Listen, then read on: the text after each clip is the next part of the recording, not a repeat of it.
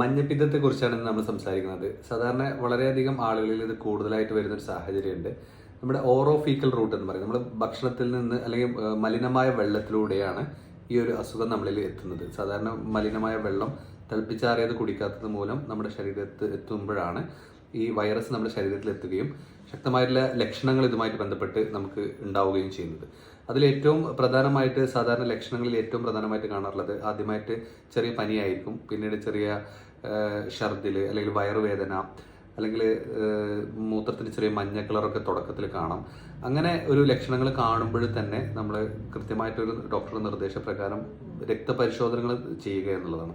ക്ഷീണം, വയറുവേദനയൊക്കെ ഉണ്ടാവും, ഛർദിലുണ്ടാവും, നിൽക്കാത്ത ഛർദി ചിലപ്പോൾ ഉണ്ടാവും. അപ്പം ഇതൊക്കെയാണ് പ്രാരംഭ ലക്ഷണങ്ങളായിട്ട് സാധാരണ പറയാറുള്ളത്. ഈ ലക്ഷണങ്ങൾ കണ്ടു കഴിഞ്ഞാൽ തന്നെ പൊതുവെ നമ്മൾ സിറം ബിലിറൂബിൻ, ബ്ലഡിൽ ലിവർ ഫംഗ്ഷൻ ടെസ്റ്റ് അല്ലെങ്കിൽ സിറം ബിലിറൂബിൻ ടെസ്റ്റ് നമ്മൾ ചെയ്യുക. അതിലെന്തെങ്കിലും സിറം ബിലിറൂബിന് സാധാരണ ഒരു 0.8 to 0.9 1 താഴെയാണ് സാധാരണ നോർമലായിട്ട് നിൽക്കാറുള്ളത്.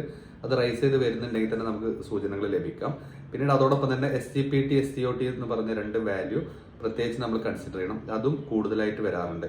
അപ്പം ഇത് പ്രത്യേകം നമ്മളൊരു ലാബ് ഇൻവെസ്റ്റിഗേഷൻസ് ഒരു ഡോക്ടറുടെ നിർദ്ദേശപ്രകാരം ചെയ്യുക എന്നുള്ളതാണ് ഏറ്റവും പ്രധാനമായിട്ടുള്ളത്. ഈ രോഗലക്ഷണങ്ങൾ കണ്ടു കഴിഞ്ഞ് ഇത് നിർണ്ണയിച്ചു കഴിഞ്ഞാൽ കൃത്യമായിട്ടുള്ളൊരു റെസ്റ്റ് എന്നുള്ളത് തന്നെ ഏറ്റവും പ്രധാനമായിട്ടുള്ളത്. പ്രത്യേകിച്ച് വൈറൽ അസുഖങ്ങളിലൊക്കെ നമ്മൾ കൃത്യമായിട്ടുള്ള റെസ്റ്റും ലഘുവായിട്ടുള്ള ഭക്ഷണങ്ങളും കഴിക്കുക എന്നുള്ളത് തന്നെ പ്രധാനമാണ്. അപ്പം അതുകൊണ്ട് ഈ വൈറൽ ഹെപ്പറ്റൈറ്റിസ്, നമ്മൾ ഈ നടപ്പ് മഞ്ഞപ്പിത്തത്തിൽ നമ്മൾ കൃത്യമായിട്ട് ശ്രദ്ധിക്കേണ്ട ഒരു കാര്യം, ലളിതമായിട്ടുള്ള ഭക്ഷണങ്ങൾ കഴിക്കുക. അമിതമായിട്ട് പൊരിച്ചതോ കരിച്ചതോ ഫ്രൈ ചെയ്തിട്ടുള്ള ഭക്ഷണങ്ങൾ ഒഴിവാക്കുക. പിന്നെ നാരങ്ങ വെള്ളം, അതുപോലെ സാധാരണ കഞ്ഞിവെള്ളം, വെള്ളമൊക്കെ ധാരാളം കുടിക്കുക. ഉപ്പിൻ്റെ അളവ് കുറച്ച് കുറക്കുന്നത് നല്ലതായിരിക്കും. അമിതമായിട്ടുള്ള കൊഴുപ്പടങ്ങിയതും ദഹിക്കാൻ ബുദ്ധിമുട്ടുള്ളതായിട്ടുള്ള ഭക്ഷണങ്ങൾ പരമാവധി നമ്മൾ ഒഴിവാക്കുക എന്നുള്ളത് തന്നെയാണ് ഏറ്റവും പ്രധാനമായിട്ടുള്ളത്. ഇത് ശ്രദ്ധിക്കുക. അതോടൊപ്പം തന്നെ ഇതിനെ പ്രിവെൻറ്റ് ചെയ്യാൻ വേണ്ടിയിട്ട് കൃത്യമായിട്ട് എങ്ങനെ ഇത് വരുന്നു എന്ന് ചോദിച്ചാൽ നമുക്കറിയാം, മലിനമായ ജലത്തിലൂടെയും മലിനമായ ഭക്ഷണത്തിലൊക്കെയാണ് ഇത് വരുന്നത്. അപ്പോൾ നമ്മൾ ഭക്ഷണ പദാർത്ഥങ്ങളെല്ലാം അടച്ചു വെച്ച് സൂക്ഷിക്കാൻ ശ്രദ്ധിക്കുക. ഈച്ചയൊക്കെ എവിടെയെങ്കിലും മലത്തിലൊക്കെ പോയി ഇരുന്ന് നമ്മുടെ ഭക്ഷണത്തിലൊക്കെ വന്നിരിക്കുന്നുണ്ടെങ്കിൽ ഇത് പടരാനുള്ള ഒരു സാഹചര്യം നമ്മുടെ മുന്നിലുണ്ട്. അതുപോലെ നമ്മൾ രോഗികളായിട്ടുള്ള ആളുകളെ പ്രത്യേകം ഐസൊലേറ്റ് ചെയ്യുകയും അവരുടെ ടോയ്ലറ്റ് അവർ തന്നെ ഉപയോഗിക്കാനും മറ്റുള്ളവർ ഉപയോഗിക്കാതിരിക്കാൻ ശ്രദ്ധിക്കുക വീട്ടിൽ അങ്ങനെ രോഗി ഉണ്ടെങ്കിൽ. പിന്നീട് അതോടൊപ്പം കൈകൾ നന്നായിട്ട് സോപ്പിട്ട് കഴുകുക. നമ്മൾ സാധാരണ വൈറൽ അസുഖങ്ങൾക്കൊക്കെ പറയുന്ന പോലെ തന്നെ കൈകൾ ശുദ്ധമായ വെള്ളത്തിൽ നന്നായിട്ട് സോപ്പിട്ട് കഴുകി വൃത്തിയായിട്ട് കീപ്പ് ചെയ്യാൻ ശ്രദ്ധിക്കുക എന്നുള്ളതാണ്. പിന്നീട് വെള്ളം കുടിക്കുമ്പോൾ ഏറ്റവും പ്രധാനമായിട്ടുള്ളത് നല്ല ശക്തമായി തിളപ്പിച്ചാറ്റിയ വെള്ളം, ഒരു നല്ല തിള വന്നതിന് ശേഷം ഒരു 2-3 മിനിറ്റെങ്കിലും കൂടുതൽ തിളപ്പിച്ചതിന് ശേഷം അത് ആറിയതിനു ശേഷം നമ്മൾ കഴിക്കുക എന്നുള്ളതാണ്. സാധാരണ ഇപ്പോൾ കണ്ടുവരുന്നത് പല കല്യാണങ്ങളിലോ അല്ലെങ്കിൽ നമ്മുടെ ഈ ഫംഗ്ഷനിലോ ഒക്കെ ഉണ്ടാവുന്ന വെൽക്കം ഡ്രിങ്കുകളിൽ അല്ലെങ്കിൽ പുറത്തുനിന്നൊക്കെ നമ്മൾ കഴിക്കുന്ന ശീതള പാനീയങ്ങളിൽ ഇതിലൊക്കെ വെള്ളത്തിന്റെ സോഴ്സ് പലപ്പോഴും ഇൻഫെക്റ്റഡ് ആയിട്ടുള്ള ഏതെങ്കിലും ഒരു വൈറൽ ഇതുണ്ടെങ്കിൽ വൈറൽ ഹെപ്പറ്റൈറ്റിസ് പടരാനുള്ള ഒരു സാഹചര്യമുണ്ട്.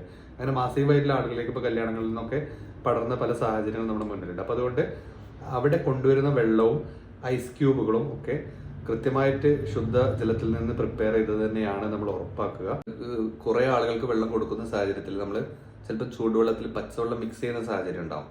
അതും നമ്മൾ ഒഴിവാക്കുന്നത് നല്ലതാണ്. അത് പൊതുവെ ഇത്തരം വൈറൽ അസുഖങ്ങൾ പടരാനുള്ള ഒരു സാഹചര്യമുണ്ട്. അപ്പോൾ അതുകൊണ്ട് വീട്ടിലാണെങ്കിലും പുറത്തുനിന്നാണെങ്കിലും നമ്മൾ ശുദ്ധമായിട്ടുള്ള വെള്ളം കുടിക്കാൻ ശ്രദ്ധിക്കുക.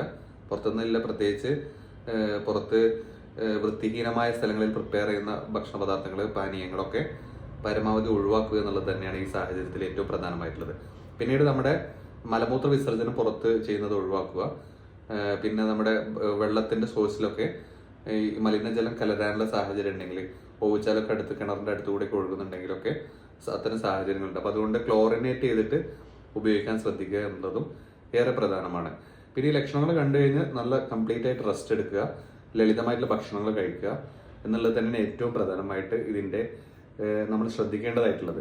പിന്നീട് ഇതിന്റെ ഒരു ചികിത്സയിൽ, ഹോമിയോപ്പതി ചികിത്സയിൽ തുടക്കത്തിൽ തന്നെ ഈ ഒരു ചികിത്സ നിങ്ങൾ സ്വീകരിക്കുകയാണെങ്കിൽ ഒരു ഡോക്ടറുടെ നിർദ്ദേശപ്രകാരം കൃത്യമായിട്ടുള്ള ഒരു മോണിറ്ററിങ്ങിൽ നിങ്ങളുടെ സിറം ബിലിറൂബിൻ ലെവലും SGPT, SCOT ലെവലൊക്കെ മോണിറ്റർ ചെയ്തുകൊണ്ട് തന്നെ ഒരു ഡോക്ടറുടെ നിർദ്ദേശപ്രകാരം കൃത്യമായിട്ടുള്ള ഹോമിയോപ്പതി ചികിത്സ എടുക്കുകയാണെങ്കിൽ വളരെ പെട്ടെന്ന് തന്നെ ഇതുമായിട്ട് ബന്ധപ്പെട്ടിട്ടുള്ള കൂടിയ ബിലിറൂബിന് അതുപോലെ SGPT ഒക്കെ പെട്ടെന്ന് തന്നെ കുറയുന്നത് കാണാറുണ്ട്. അപ്പോൾ അതുകൊണ്ട് റെസ്റ്റും കൃത്യമായിട്ടുള്ളൊരു മരുന്നും ഉണ്ടെങ്കിൽ പേടിക്കാതെ തന്നെ അതൊരു കോംപ്ലിക്കേഷനിലേക്ക് പോകാതെ തന്നെ നമുക്ക് കൃത്യമായിട്ട് പരിഹരിക്കാൻ കഴിയുന്നതാണ് എന്നുള്ളത് കൃത്യമായിട്ട് ശ്രദ്ധിക്കുക. അല്ലാത്ത പക്ഷം നമ്മൾ ശ്രദ്ധ വിട്ട് കഴിഞ്ഞാൽ, അല്ലെങ്കിൽ ഇത് ഡയഗ്നോസ് ചെയ്യാൻ വൈകി കഴിഞ്ഞാൽ, അല്ലെങ്കിൽ നമ്മൾ റെസ്റ്റ് എടുക്കാതെ നമ്മൾ ഓടുന്ന ഒരു സാഹചര്യം ഉണ്ടെങ്കിലൊക്കെ ഇത് അസുഖം മൂർച്ഛിക്കാനും രോഗം മറ്റുള്ള ആളുകൾക്ക് പകരാനൊക്കെ ഉള്ളൊരു സാഹചര്യം ഉണ്ടാവും ഓർത്തുകൊണ്ട് കൃത്യമായിട്ടുള്ളൊരു പ്രതിരോധം നമ്മൾ സ്വീകരിക്കുക എന്നുള്ളതാണ് വൈറൽ ഹെപ്പറ്റൈറ്റിസുമായി ബന്ധപ്പെട്ടിട്ട് നമ്മൾ ഏറ്റവും ശ്രദ്ധിക്കേണ്ട ഒരു കാര്യം.